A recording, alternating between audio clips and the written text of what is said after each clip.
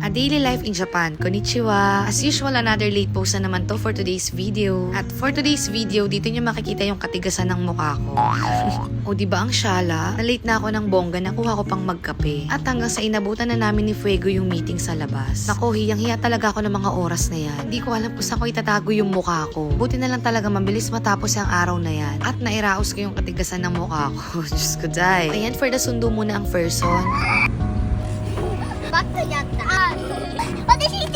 At ayan na nga mga mima, after kong sunduin yung mga madam, miretso kami ng mga Junakis ko sa Shaksho or sa City Hall para magtanong kung saan kumukuha ng business permit. At hanggang sa nakarating na nga kami dito. Buti na lang talaga behave tong mga Junakis ko. At ayan hanggang sa nakapagtanong-tanong na rin ako regarding sa business, kung ano ba yung mga dapat gawin, at mga rules pag mag-open ng business dito sa Japan. Imagine niyo yun guys, sobrang layo pa pero malayo na. Yung tipong ang dami ko nang nagagawa, ang dami kong natututunan sa araw-araw. Akala ko hindi ko kaya. Pero hindi ko namamalaya, nandito na ako sa sitwasyon na to. At konting-konti na lang papunta na ako sa gusto kong mangyari. Grabe, napakalakas ko kay Lord. May maayos akong trabaho, narobayto pa ako sa gabi, may mga sideline pa ako. Tapos konti na lang mag-ooperate na ako ng business dito sa Japan. Guys, disclaimer lang ha. Hindi ko to finiflex para lang iyabang sa inyo. Pero sana, maging inspiration tong video ko na to sa inyo. Na kung kinaya ko, mas lalong kaya nyo rin. At isa pa, hindi ito madali. Hindi rin to biro. Pero walang mahirap kung talagang gugustuhin mo.